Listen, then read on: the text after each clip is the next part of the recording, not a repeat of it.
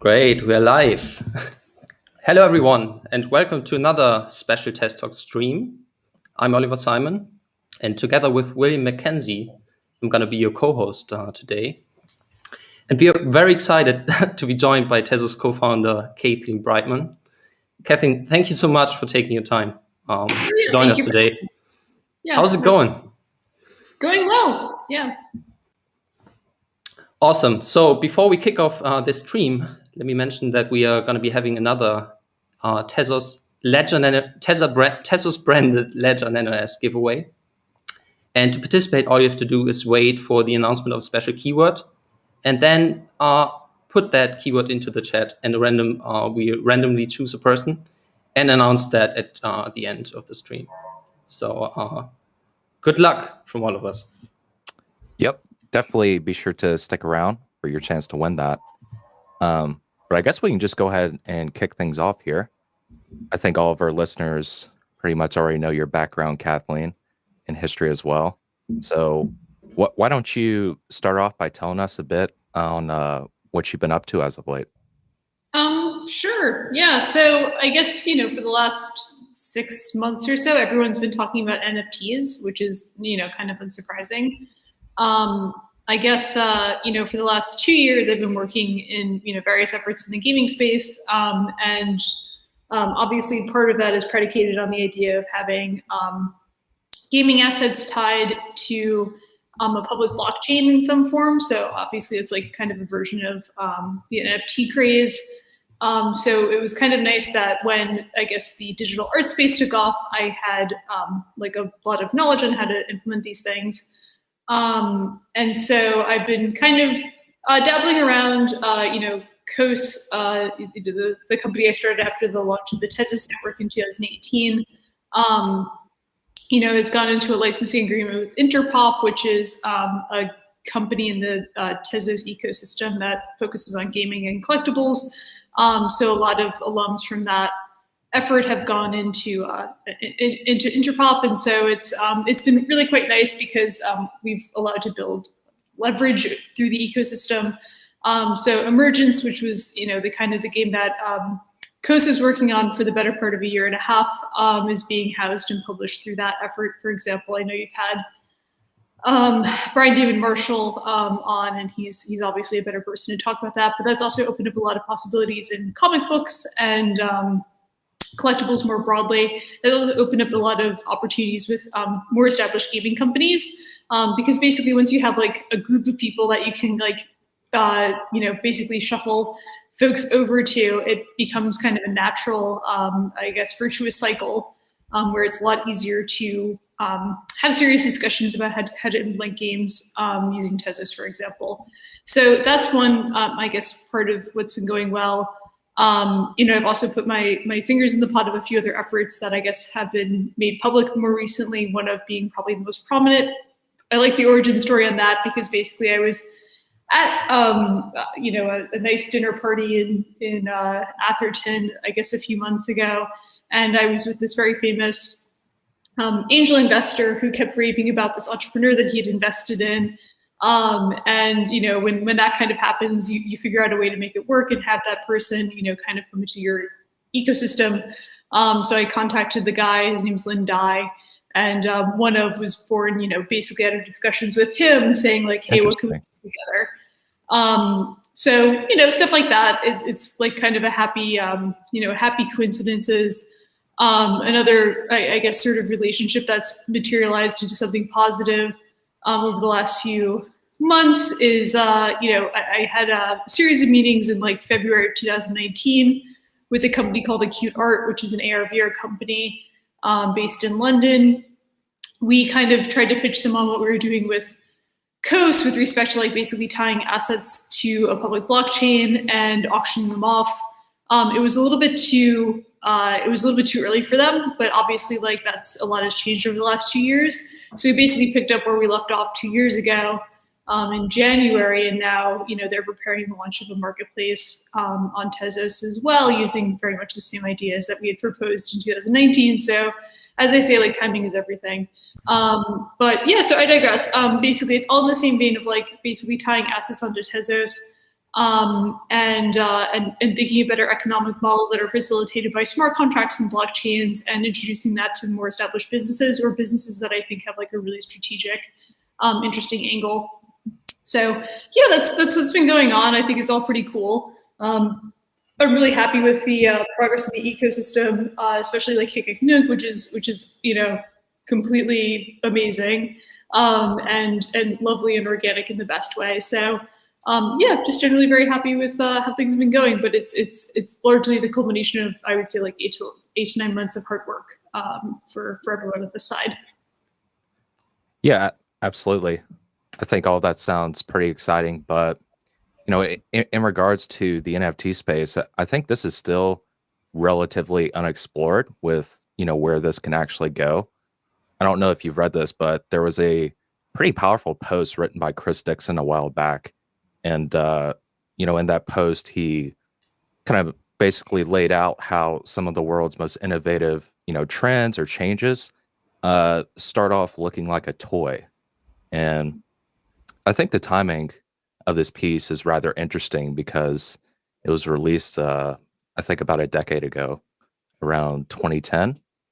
But I think today it holds true more than ever because a number of things, are going on around us. And there's this growing trend, where we're kind of digitizing these physical assets.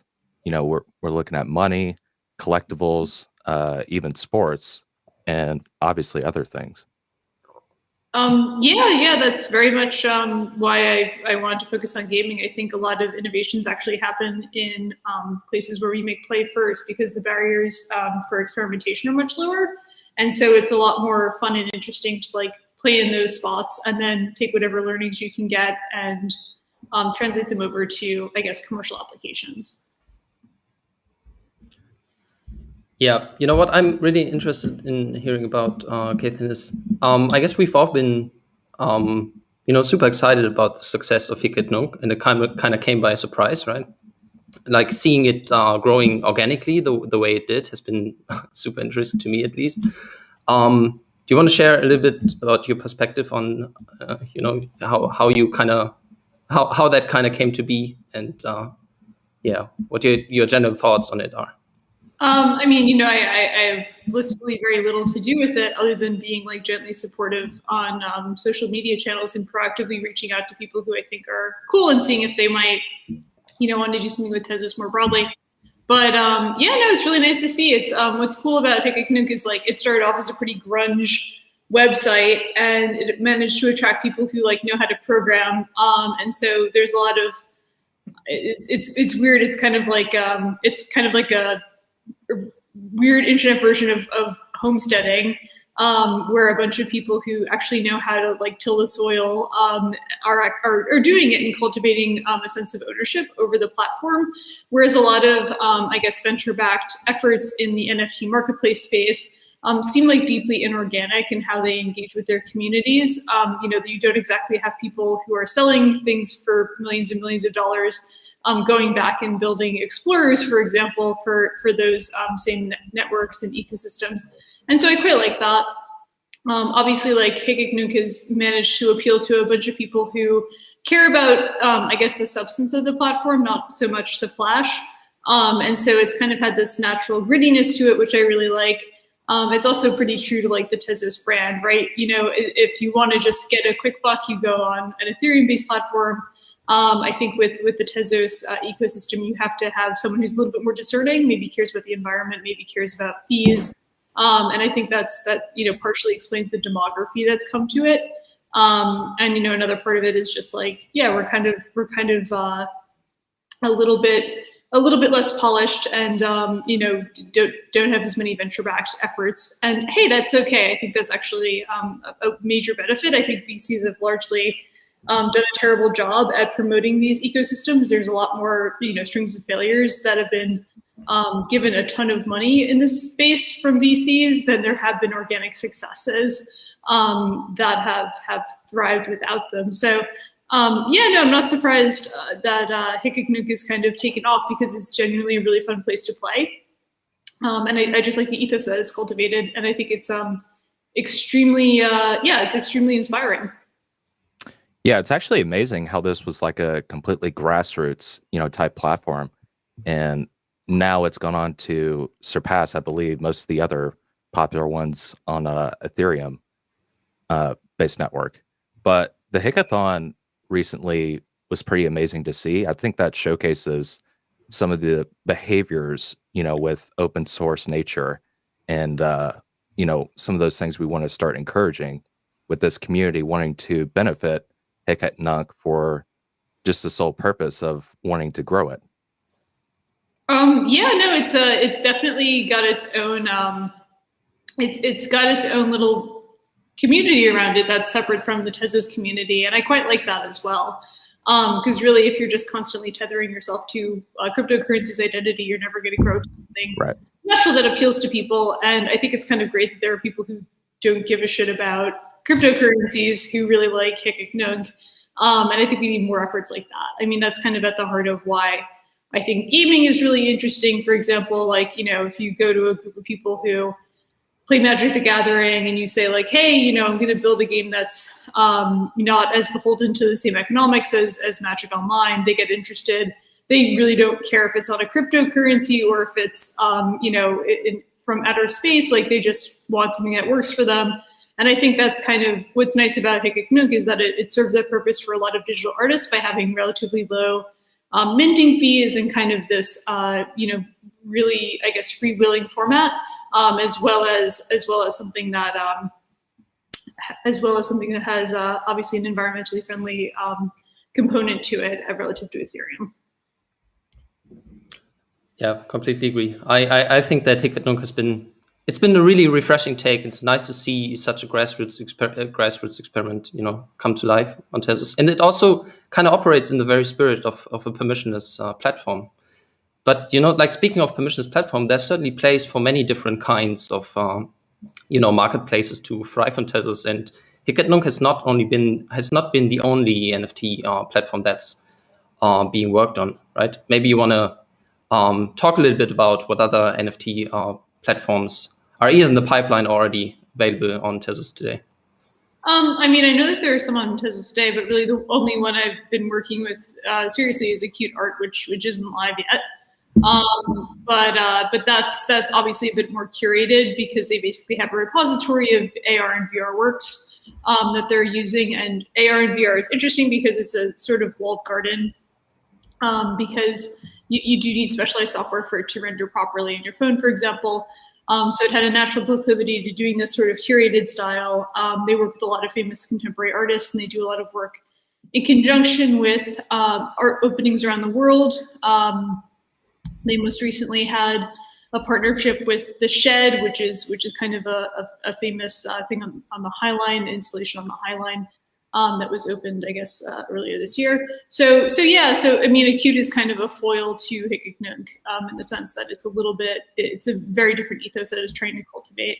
So I'm excited by that. I also, I'm happy that I capitalized in a relationship from 2 years ago. But yeah, no. So there seems to be a lot of stuff there. Obviously, there's a spectrum of curation. Some of it feels very artificial, but that's for a very good reason. Whether it's cultivating and preserving IP rights or, legal considerations in one way or another.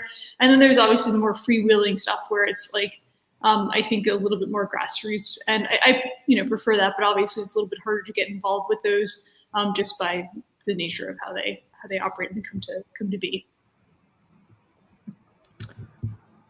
Yeah, I actually noticed you touched on this a bit in a blog post that you just shared, I think a few hours ago, Kathleen, which, by the way, it was a attentive and great read.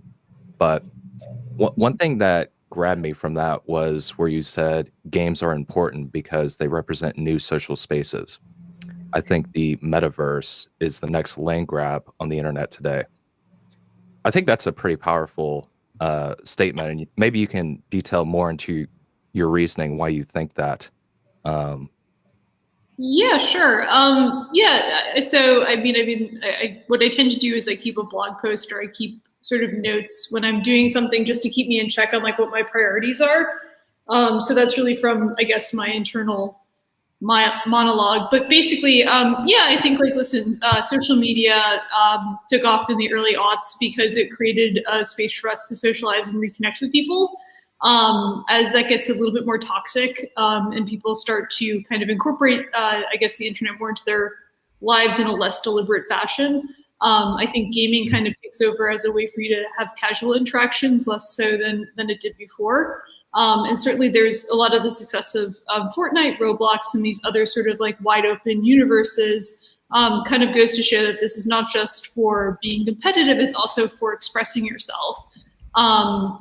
And so I genuinely feel like, you know, what the mind share that forums like Facebook and Twitter sort of capitalized on in the early aughts, where people would kind of come and just lollygag around, will be replaced by, you know, basically gaming systems in the next, you know, 15 years, until we're all just basically strapped in all day, you know, Matrix style, I guess.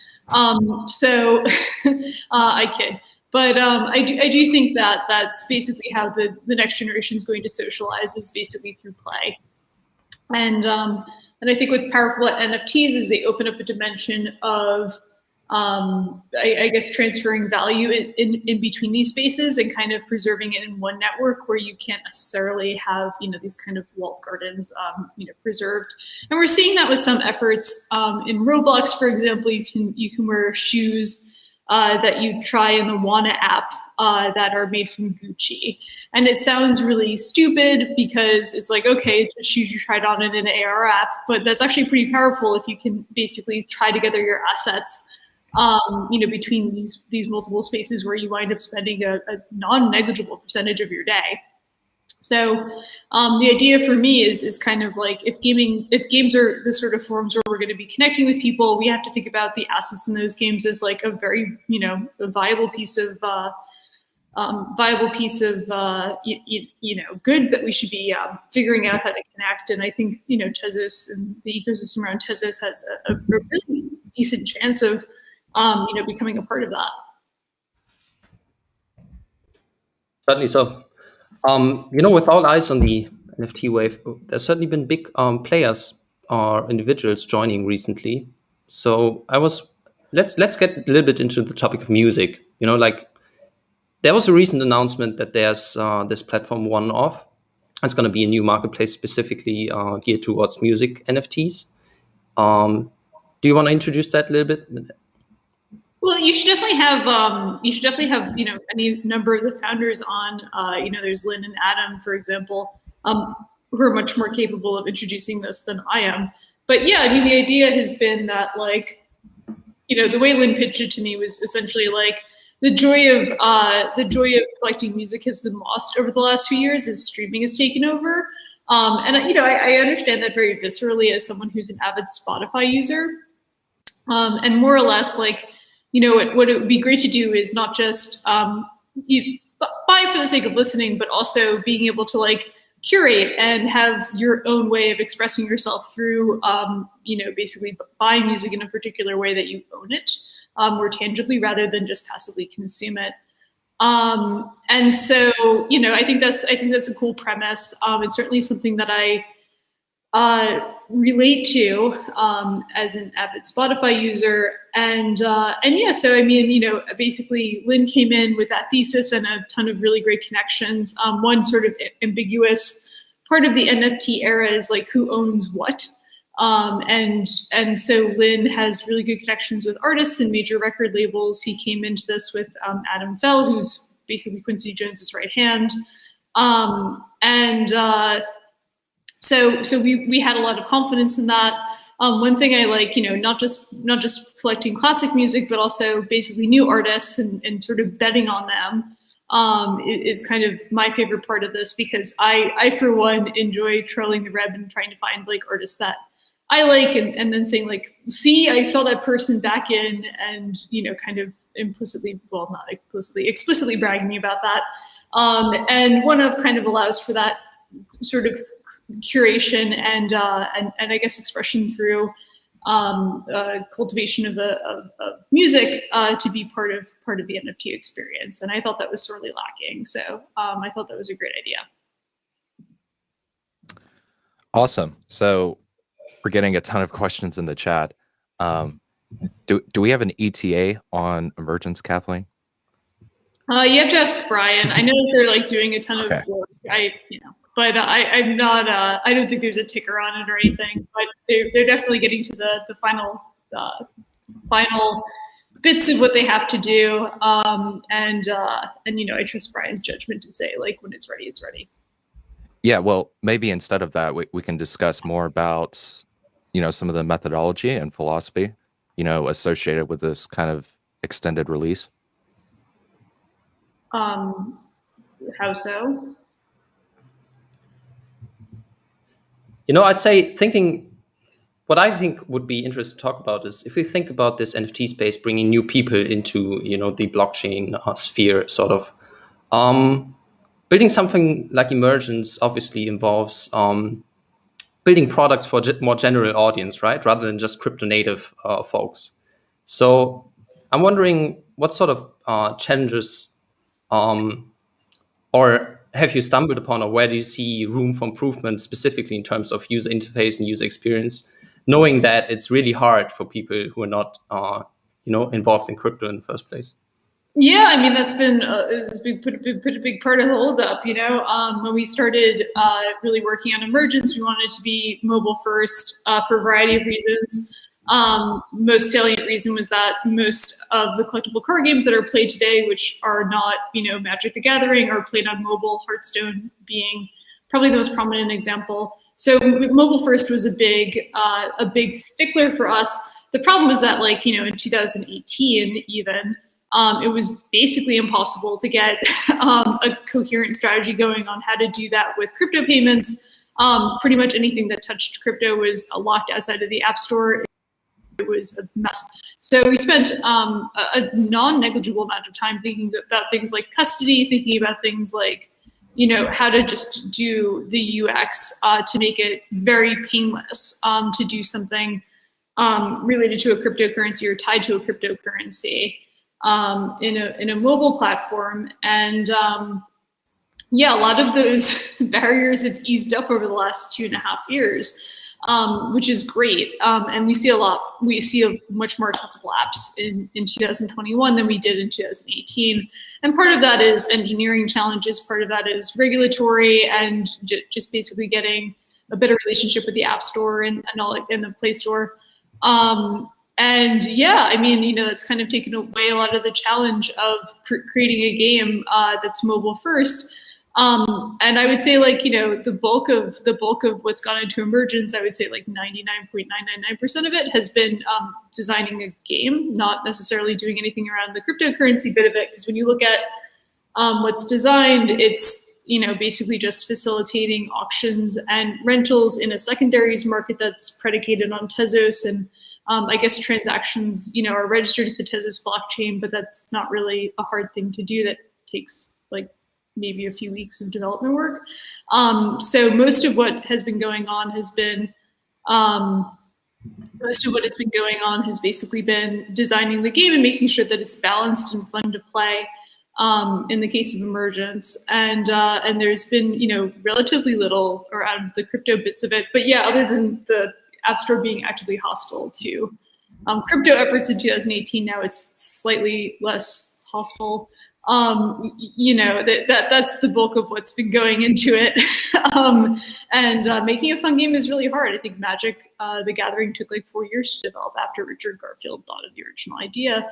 And we're not nearly as clever as Richard Garfield. So imagine how difficult it is for us. Yeah, so I feel like for anybody who's asking when Emergence, the takeaway here is that building a novel product that's not just a copy paste of something like Hearthstone really does take time. So stay tuned for that. Yeah, and there are efforts that are like less intense that are coming out. So there's one platform called Play with Brio that's going to be sort of a skills.com style platform, which basically has better economics than a skills.com platform, if people are familiar with it. But that'll have solitaire and things like that. So that'll be much easier to go to market. I think that's coming much more quickly than Emergence will. So you get to use your Tez in those games, if that's really what you're aiming for, is trying to figure out when you can use Tezos tokens to play a game. That'll probably be much faster than Emergence. All right, so we've got a emergence-related question here by Blind Ripper, who's asking, you once said Emergence will have an innovative market structure which will prevent buy to win. Can you go into more detail how this is achieved? Yeah, so that's if Brian is on again, that's a great question to ask him. But basically, the TLDR is that by having basically these items have economic value and everything basically denominated, in a marketplace where there's an auction and a bonding curve associated with it, you do get better, more dynamic pricing from the jump, and these things can fluctuate with favorability. And so the idea is, instead of having basically a suite of free cards and then basically very obvious cards where you just progressively buy and there's not a lot of mystery, what we really focused on was like balancing the game and making sure that basically there were market forces deciding the price, not necessarily just the I guess the overlords from Hasbro or Activision or whatever, is just setting prices and basically putting a stamp on what the most powerful cards are. So these things can basically fluctuate in an open marketplace, the way it's designed in Emergence, and partially the idea is to give people like underdogs sort of an advantage if they're clever enough to see what the sort of vulnerabilities are. And I think that's more fun for everyone involved, to be honest, rather than just sort of hitting your limit with what a free card pack looks like, and then just buying, tens of thousands of dollars worth of cards in order to increase your probabilities of playing well. Zvi Moshowitz, who's one of the co-founders of Coast and who's still working on Emergence, is sort of famous in Magic circles for basically playing against people using cards that they had disposed of prior to the tournament taking place, which I can imagine is very devastating for the people who have thrown out the cards, and just a psychological mindfuck, setting everything aside. So I think there's a bit of Zvi's sort of origin story coming into this, where it's a very rich card file that can be exploited in a number of different ways, meets an open marketplace where people can actually deliberate these things and have a cool free market association with them. All right, yeah. So having talked a little bit about NFTs, which certainly are very interesting use case on Tezos, there's much more going on in Tezos. There's also we're pretty much at the eve of the DeFi breakthrough on Tezos, and we have a DeFi related question here, maybe to kick off this topic, which is, do you have any thoughts on the recent DeFi developments such as Plenty and how this fits into the overall development and evolution of Tezos? I mean, I don't know anything about Plenty as a project. I can't really comment on it. In general, I am not super interested in a lot of the DeFi applications on Ethereum because they look utterly indistinguishable from like very shitty gambling games. So I am, in general, not very interested in them. But there's some really cool stuff on the Ethereum ecosystem that, the Tezos ecosystem should adopt. And I don't know if Plenty falls into that category, unfortunately, because I haven't looked into it. But it would be great to see like a good lending platform. It would be great to see some of the things that the Ethereum ecosystem has benefited a lot from the success of, being replicated on Tezos, because obviously it makes things a lot more interesting for people using it as a bridge to, disrupt the traditional financial systems, which is at least part of the reason I'm interested in working on cryptocurrencies. Even though I think that's more likely to come from gaming actually than I do, the DeFi space, the way it's construed today. Kathleen, seeing your passion about gaming, I'm wondering what kind of got you into gaming and blockchain in the first place. Like, where's that passion coming from? Yeah, I mean, I just think I've met a lot of people who work in the gaming space. And effectively what they're doing is managing microeconomies and, well, sometimes macroeconomies, right, depending upon how successful their gaming suite is.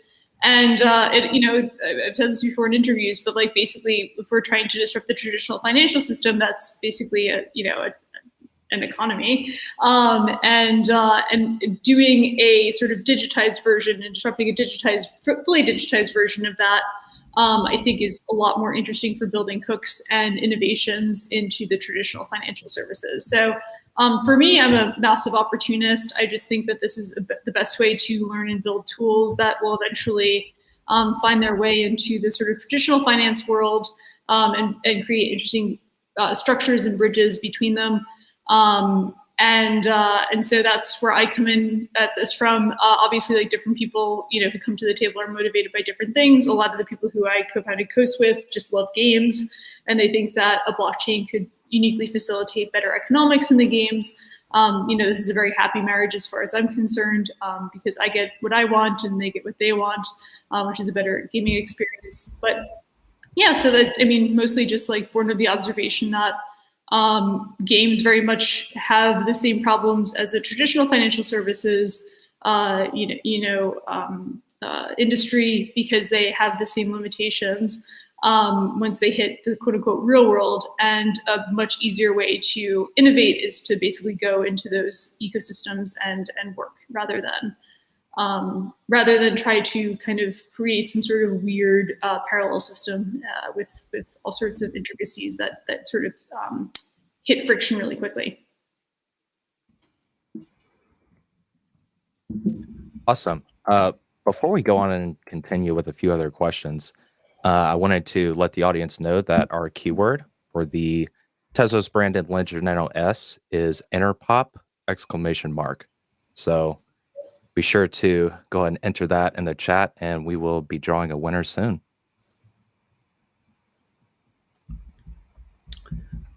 All right, let's continue with another question that I'm seeing here in the chat. So someone's asking, what area is Tezos focusing on going forward?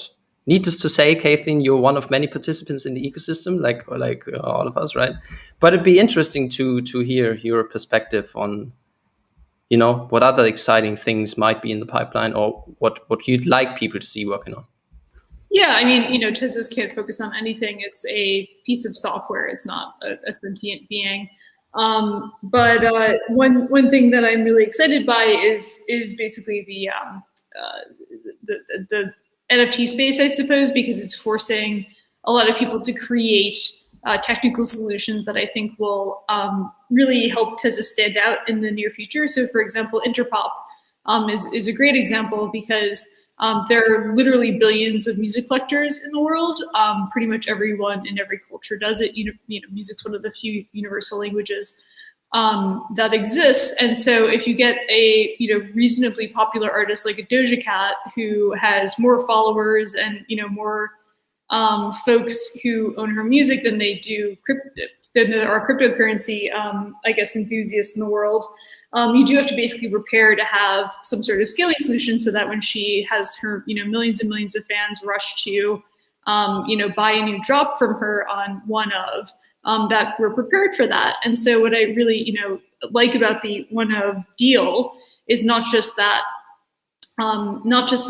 it's good, high profile use of Tezos. It's also forced a few people in the ecosystem to really have to build substantial technical upgrades to the protocol, or solutions within the protocol, to service a much wider audience. And I think that's what will force people to choose Tezos in the future, is having these capabilities, to scale and to really service these use cases. So that's what gets me excited, is basically throwing applications that force the engineering teams in the ecosystem to really level up. And I think, a lot of the teams are ready for it. They just haven't had the right use case, the right challenge, the right specs thrown at them. It's all been very abstract so far. But having one or two very tangible use cases where there's a lot of numbers that we can throw at it, helps people kind of build out solutions that make sense. And then that sort of creates a virtuous cycle around hey, there's another application that might have tens of millions of users, wants to come and they saw that we were able to do this with one of. Now they want to, be able to do it with a game or something like that. So it's been a good hook for us to like basically build and bootstrap credibility in a lot of conversations, essentially. So these big use cases, you need one or two of them to really get going, and I think it creates a good cycle of building credibility, which is something that I guess companies within the ecosystem have failed to do over the last 3 years. If I'm, kind of being honest about, failures in the ecosystem. Yeah, I completely agree with you. I think as new people are coming in, sort of bringing fresh wind with them, it kind of feels like we are still pretty much at the beginning of exploring applications of NFTs. Like there's just so many more use cases than just minting art and collecting art. So it'll be exciting to see, what individuals and teams come up with. Yeah, absolutely. I think. Obviously, people come to Tezos for a lot of reasons, and cryptocurrencies in general have very odd appeal across a lot of different socioeconomic, demographies and cultures and all that other stuff.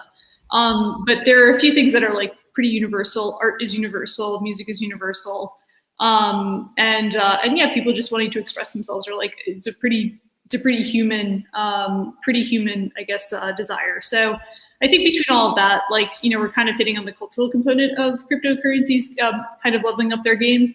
And I think that's great for Tezos because like a lot of this in 2016 was just basically nerds, which is fine. But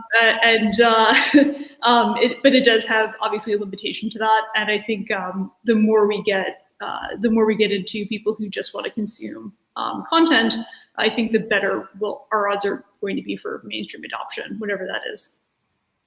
Yeah, it's definitely super interesting to see crypto entering new circles like that. Somebody in the chat just pointed out that I think he was referring to Doja Cat and said, "Wow, she has more followers than their crypto fans." Oh, and that's that's super interesting. More supporters. I don't know about like followers on Instagram, but like, yeah, you look at the searches for like Billie Eilish versus like the cumulative searches for Bitcoin, and it's like not even in the same stratosphere. One of the things that really sold me on one of was looking at influencers weighted by platform and a few other things, and it's basically all musicians, right? So I think if we're going to go for influencers and we're going to address a industry that basically shapes culture, music is by far the first place to go. Sports being a close second, right? So in that vein, I think, Formula One seems to be working out for, kind of growing general Tezos awareness, and that's something that the foundation's been doing.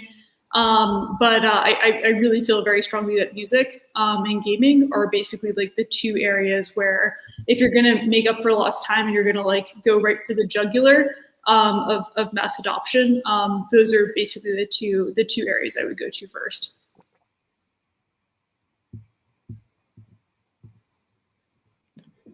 All right, I think we have a winner for the Tezos branded Legend NS giveaway. And the winner is Yoda Master. So congrats, Yoda Master. Be sure to reach out to social at tezoscommons.org, I believe it is. And we'll be sure to send your ledger your way. And I think it's time for us to wrap up. Kathleen, thank you so much for being here and sharing your thoughts. And all of our previous sessions are available for stream on tezoscommons.org. And follow Tezos Commons on Twitter. That's at Tezos Commons. And if you don't already, make sure to follow Kathleen. Her handle is at brightwoman. So yeah, Kathleen, thank you. Yeah, thanks for having me. Have a great day.